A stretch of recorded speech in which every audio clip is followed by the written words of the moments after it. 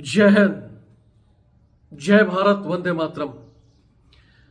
मैं रविंद्र फौजी। कल सुप्रीम कोर्ट का एक फैसला आया जिसने सुप्रीम कोर्ट ने सेना के ऊपर 50 लाख का जुर्माना ठोका है। सेना वो जुर्माना सेना के एक रिटायर्ड हवलदार सत्येंद्र सिंह को पे करेगी और वो भी इमीडिएटली 8 हफ्ते के अंदर। यहां आपको बता दूं कि इन हवलदार जी को सेना के डॉक्टर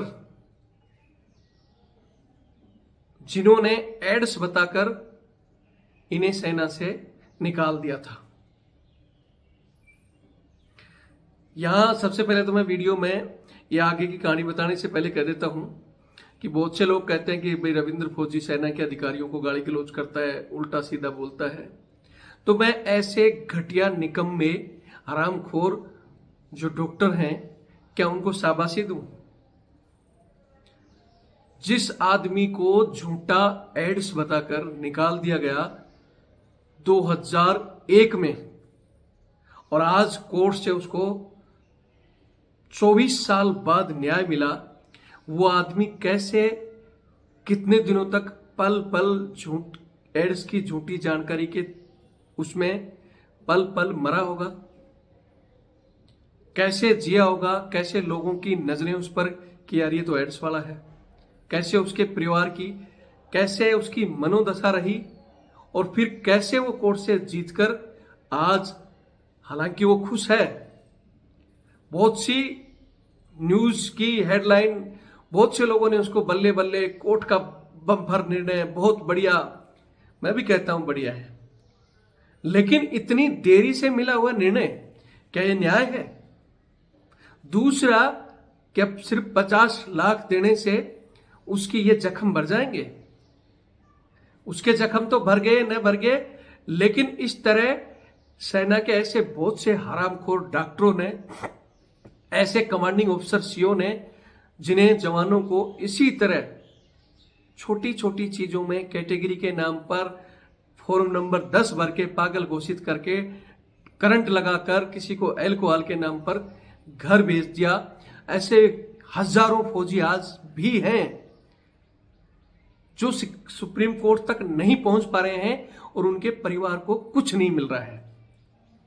उनका क्या होगा? क्या उनको न्याय मिलेगा? या फिर सुप्रीम कोर्ट ने सिर्फ फटकार लगाने से इनकी ये घटियागिरी खत्म हो जाएगी? जिन डॉक्टरों ने ऐसा किया, जिसका जीवन बर्बाद किया, उस साले को फांसी लटकाना चाहिए कि नहीं लटके ना? दफा 302 लगाकर इसको तो हैंग कर देना चाहिए ऐसे आदमी को। तो अगर आप सहमत हो तो वीडियो को ज्यादा से ज्यादा शेयर करें।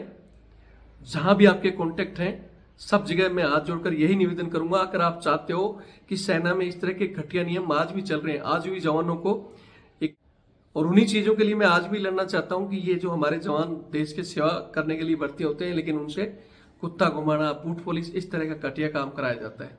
इस तरह 10 नंबर भरकर आज भी, क्योंकि वो अंग्रेजों का टाइम था कि कोई नहीं मान रहा तो उसको पागल घोषित करो, करंट लगाओ, या तो मर जाएगा, नहीं तो घर फेंक दो उसको।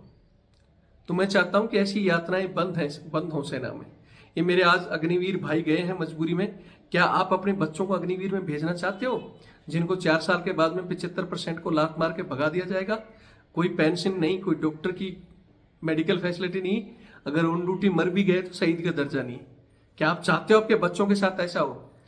एक सैनिक होकर अगर इस चीज को लिए अग्निपथ को बढ़िया बता रहा हो, या जो इन बच्चों की 5-6 साल भर्तियां रद्द हुई, इन चीज को अगर कोई सही बताता है, तो सैनिक नहीं, वो अंदर भी गुलामी करने वाला, क्योंकि 20% इस गुलामी में वो खुद भी चाहते हैं कि बूट पॉलिश करके ड्यूटी न देनी पड़े और सोए रहे, उनको फील्ड में न जाना पड़े, गोलियों का सामना नहीं करना पड़े, वो दूध का डोलू पकड़कर और कुत्ते घुमाकर ही खुश हैं। तो वो लोग बताते हैं इन चीजों को सही, लेकिन जो ग्राउंड में नौकरी करे हैं, जो चाहते हैं कि चीजें बदलें, तो आपको सबसे पहले एक छोटी सी सूचना दे रहा हूं कि इसी सिलसिले में, क्योंकि अब हमारी सुनवाई नहीं हो रही, तो मैं लोकसभा जयपुर ग्रामीण से चुनाव लड़ रहा हूं। आज तक मैंने आपको नहीं कहा कि भाई आप मेरे लिए सपोर्ट करो या करो, लेकिन आज मैं जरूर कहूंगा आपका कहीं भी जयपुर ग्रामीण में कोई है तो आप बताएं कि भाई रविंद्र फौजी चुनाव लड़ रहा है, आप उसका समर्थन करें तन मन धन से, क्योंकि हमारे पास इतनी कोई टाटा बिड़ला नहीं हूं कि मैं इस चुनाव को, इन मुद्दों को हाईलाइट कर सकूं। तो जो जयपुर ग्रामीण के हैं सपोर्ट करें, बाहर के लोग हैं उनको कोई रिलेटिव है, साथी है, कोई है, उसको बताएं कि भाई हमारा एक भाई इन मुद्दों को लेकर चुनाव लड़ रहा है तो उसका समर्थन करें।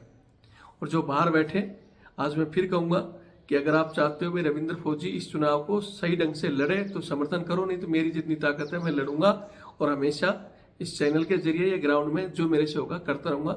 जिनको मेरा समर्थन करना है तो ये मेरा नंबर है 82 90 35 45 13 8290354513।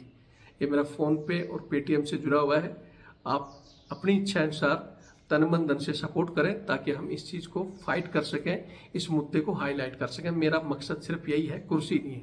बहुत से लोग सोचेंगे रविंद्र फौजी राजनीति कर रहा है, एमपी बनने के उसमें है। मुझे ना तो एमपी बनना है, मैं भी मेरा आधा जीवन पहले ही 17.5 साल में ही चले गए थे फौज की भर्ती देखते देखते, 18 से पहले ही भर्ती हो गए थे, आधा जीवन खत्म हो चुका है। हम भी चाहते हैं कि आराम करें, लेकिन हम चाहते हैं कि अगर हम आराम करेंगे, इसी तरह आगे आने वाली पीढ़ियां आराम करती रही तो फिर हमारे भाई आज भी गुलामी की जिंदगी जी रहे हैं और आगे हमारे बच्चे भी जिएंगे। इसलिए मैं लड़ना चाहता हूँ। तो जिनको सपोर्ट करना है अपनी इच्छा अनुसार सपोर्ट करें। उसके अलावा ये मेरा बारकोड है, आप बारकोड के माध्यम से भी हमारी आर्थिक सहायता कर सकते हैं। गूगल पे मेरा बंद है, बहुत से साथी जो बोलते हैं गूगल पे नहीं चलता है। इसके अलावा ये मेरा अकाउंट नंबर है 612 642 33 600। IFSC कोड इसमें दिया हुआ है रविंद्र सिंह के नाम से। आप सपोर्ट करते हो तो मैं इस चीज को अच्छी तरह से फाइट कर सकता हूं, नहीं करोगे तो भी मैं लड़ रहा हूं। नहीं करोगे तो वीडियो देख के शेयर जरूर करना। सहायता नहीं कर सकते तो जो जयपुर ग्रामीण में है, जल्दी इस चैनल के माध्यम से जो मेरे को चुनाव चिन्ह मिलेगा, क्योंकि हम किसी पार्टी से तो है नहीं, पार्टियां तो उन्हीं को वोट देती जो उनकी गुलामी करते हैं। और मैंने कहा था मैं किसी पार्टी से चुनाव लड़ सकता हूं, लेकिन जो पार्टी मेरे इन मुद्दों के सहमति दर्ज करे। और ये चाहते हैं कि गुलाम चुनाव लड़े और जो इनकी बात को जय जयकार करे वो रविंद्र फौजी नहीं करेगा किसी भी पार्टी से। तो वीडियो जरूर देखें, शेयर करें। हो सकता है आप मदद नहीं कर सकते, दूसरा करेगा। मदद नहीं कर सकता तो वोट देगा। अब आगे से आगे अपने रिश्तेदार को, जो भी आपके कॉन्टेक्ट है, फेसबुक, इंस्टाग्राम, यूट्यूब, ट्विटर, जहां भी, बस मेरा चुनाव चिन्ह जरूर लोगों तक पहुंचा देना जब आएगा। इतनी मदद तो कर लेना अगर नहीं कर सकते तो। बाकी वीडियो देखें, शेयर करें। कहानी इस जवान की मैंने जैसे बताया, ये जवान 1993 में सेना में भर्ती हुआ था और मात्र 7 साल की उम्र में ही इनको एड्स बता दिया गया है डॉक्टरों ने और इनको बर्खास्त कर दिया गया। उसके बाद ये AFT से लड़ते लड़ते हाई कोर्ट, सुप्रीम कोर्ट पहुंचे हैं और अब सुप्रीम कोर्ट ने स्पष्ट निर्देश दिया है, जबकि ये एड्स भी इनको नहीं था, झूठा। अब इसके पीछे की कहानी जरूर हम जल्दी ही सत्येंद्र सिंह से, ये चुनाव तक तो मैं भी थोड़ा सा बिजी हूं, इस चुनाव से फ्री होते ही जरूर मैं उनसे मिलकर उनकी जो कहानी है, क्योंकि मुझे पता है ये कहानियां तभी होती हैं जब कहीं ना कहीं अफसरों से कोई पंगा लिया हो, इनसे कोई खुंदक खा गया हो, इनके निजी कामों के लिए मना कर दिया हो, तभी इस तरह की कहानियां पैदा होती। तो कहानी भी शेयर करेंगे।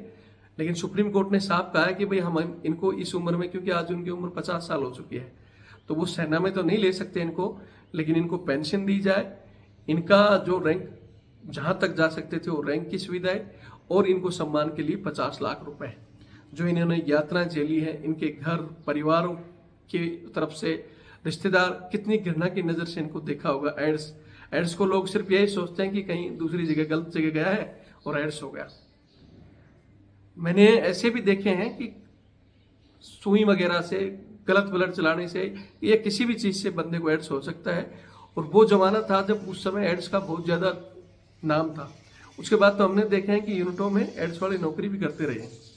एड्स कोई ऐसी बीमार नहीं है कुछ छुआछूत से फैल रही हो, लेकिन मैं फिर कह रहा हूं कि इसके पीछे कहीं ना कहीं किसी अफसरों का बिल्कुल ऐसा कोई कहानी रही होगी। जैसे मैं एक हवलदार की बता रहा था, उसकी कहानी भी जल्दी मैं आपको बताऊंगा कि सिर्फ एक अफसर को कंपटीशन में नंबर 1 पर लाने के लिए उसको एड्स घोषित कर दिया था।